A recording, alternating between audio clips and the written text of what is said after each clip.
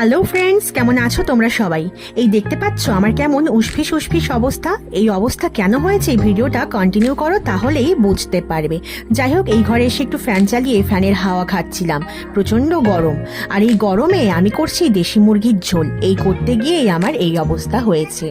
যাই হোক, দেশি মুরগির ঝোল রান্না করছি, এটাকে বেশ রসিয়ে কষিয়ে তারপর মানে ওই পাতলা পাতলা ঝোলটা হবে, না কষালে চলবে না ভালো করে।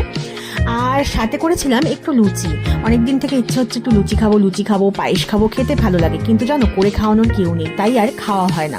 সব সময় কি নিজে করে খেতে ভালো লাগে বলো তো? তো যাই হোক, আজকে একটু মাংসের সাথে লুচিও করেছিলাম, ভাতও করেছিলাম। তো এই দেখো আমার প্লেট রেডি। এরপর এটাকে নিয়ে আমি বসে পড়ছি খেতে। তোমরা কে কে ভালোবাসো বলো তো? খেতে বসে পড়েছিলাম, আর খেতে খেতে তোমাদের সাথে অনেক রকম কথা বলছিলাম। যেমন এই যে লুচি আর মাংসের ঝোলটা অনেকদিন পর খাচ্ছি, ভীষণ ভালো হয়েছে। পায়েসটা ক্ষীরের মতো হয়েছে, দারুণ হয়েছে। আমি খুব ভালো রান্না করতে পারি, কারো কাছে রান্না শিখিনি। এর আগে আমি ডাল চিনতাম না, লাল ডাল হলুদ ডাল এভাবে বাছাই করতাম। যাই হোক বন্ধুরা, সবশেষে একটাই রিকোয়েস্ট, আমার ভিডিওটা প্লিজ সাবস্ক্রাইব করো, পাশে থেকেও, যাতে ভবিষ্যতে ভালো কিছু তোমাদের সাথে করতে পারি।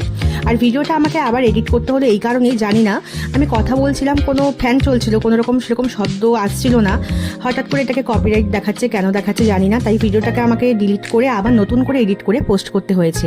যাই হোক, একটাই রিকোয়েস্ট, প্লিজ সাবস্ক্রাইব করে পাশে থেকো।